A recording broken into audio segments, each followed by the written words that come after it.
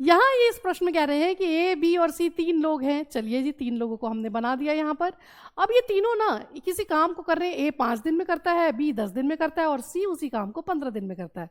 अब ये तीनों मिल के अगर काम करें तो आपसे पूछा है कितना टाइम लगेगा आपको ये बताना है। तो हम क्या करते हैं ना, ये तो हमें पता है कि इतने दिनों में इन्होंने काम किया, पर कितने यूनिट काम किया ये तो इन्होंने बताया नहीं है, तो वो हम एज्यूम कर लेते हैं, मान लेते हैं।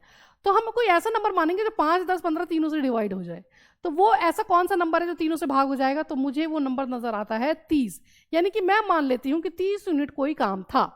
तो 30 यूनिट काम ए कितने दिन में करता है? 5 दिन में। तो एक दिन में ए कितना काम कर लेंगे? चलिए ये निकाल लेते हैं। तो 30 को जब आप 5 से भाग करोगे तो आपको पता लग जाएगा कि ए एक दिन में कितना काम करेगा। तो 30 को 5 से भाग करने पर मुझे पता लगता है कि ए एक दिन में 6 यूनिट काम कर लेते हैं। बी अगर 10 दिन में 30 यूनिट करते हैं तो एक दिन में कितना करेंगे? तो 30 को 10 से भाग कर देते हैं तो पता चलता है 3 यूनिट काम ये एक दिन में करता है। और वहीं सी जो 15 दिन में इस काम को कर रहा है 30 यूनिट को, तो एक दिन में कितना करेगा? तो 30 को 15 से भाग करने पर पता चलता है 2 यूनिट काम ये एक दिन में करेगा। अब ये तीनों मिलके काम कर रहे हैं, यानी कि तीनों एक एक दिन में जितना काम कर रहे हैं उन सबका टोटल हम क्या देखते हैं कि 11 यूनिट काम एक दिन में ये तीनों मिलके कर लेते हैं। तो 11 यूनिट अगर एक दिन में हो रहा है तो 33 यूनिट कितने दिनों में होगा? तो चलिए जरा देख लेते हैं। 11 दूनी 22, 8/11, 2 सहित 8/11 दिनों में आपका ये सारा काम ये तीनों मिलके खत्म कर देंगे। ये है आपका उत्तर।